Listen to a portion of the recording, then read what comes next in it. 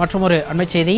மயிலாடுதுறை மாவட்டத்தில் பெய்து வரும் தொடர் மழை காரணமாக சுமார் 5000 ஏக்கர் சம்பா நெற்பயிர்கள் மழைநீரில் மூழ்கி சேதமடைந்திருக்கின்றன.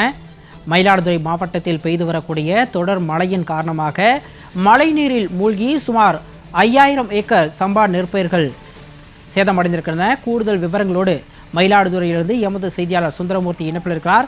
வணக்கம் சுந்தரமூர்த்தி. தற்பொழுது மழையின் காரணமாக நெற்பயிர்கள் கடுமையான சேதத்தை சந்தித்திருக்கின்றன. விவசாயிகள் என்ன சொல்கிறார்கள்? தற்பொழுது அங்கு இருக்கக்கூடிய கள நிலவரம் என்ன? வணக்கம் சிகாமணி. மயிலாடுதுறை மாவட்டத்தில் கடந்த 16ஆம் தேதி துவங்கி பரவலாக விட்டு மழை பெய்து வந்தது. இதுலையும் குறிப்பாக வங்கக்கடலில் ஏற்பட்ட காற்றழுத்த தாழ்வு நிலை காரணமாக 20, 21 ஆகிய 2 தேதிகளில் பலத்த மழை கொட்டி தீர்த்தது. இதன் காரணமாக தாழ்வான பகுதிகளில் தண்ணீர் தேங்கி உள்ளது.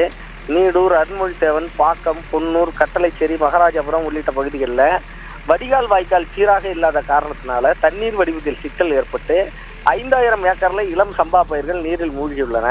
இதே போல குத்தாலம் தாலுகா கோனேரராஜபுரம் பகுதியில் உள்ள பகுதியிலையும் கொள்ளிடம் ஒன்றியத்தில் பனங்குடி ஊராட்சியில் பழையபாளையம் வாய்க்காலே ஆகாய தாமரைகள் மண்டியதனால தண்ணீர் வடிவத்தில் சிக்கல் ஏற்பட்டிருக்கு.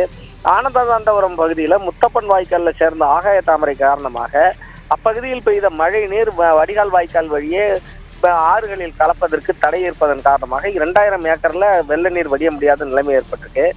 குறிப்பாக சொல்லணும்னா மயிலாடுதுறை மாவட்டத்தில் மயிலாடுதுறை, தரங்கம்பாடி, சீர்காழி, குத்தாலம் ஆகிய 4 தாலுகாக்களில் 30,000 ஏக்கருக்கு குறையாமல் தாழ்வான பகுதிகளில் தண்ணீர் தேங்கி உள்ளது. இதில் விவசாயிகள் என்ன குற்றம் சாட்டுறாங்கன்னா, வடிகால் வாய்க்கால்கள் சீராக வைத்திருந்தால் அந்த மழை பெய்தால் உடனடியாக தண்ணீர் ஆறுகளில் வடிந்திருக்கும். ஆகாய தாமரை வண்டிருக்கு. பல்வேறு இடங்களில் விவசாயிகள் தாங்களாகவே முன் ஆகாய தாமரை அகற்றும் பணியில் ஈடுபட்டிருக்காங்க.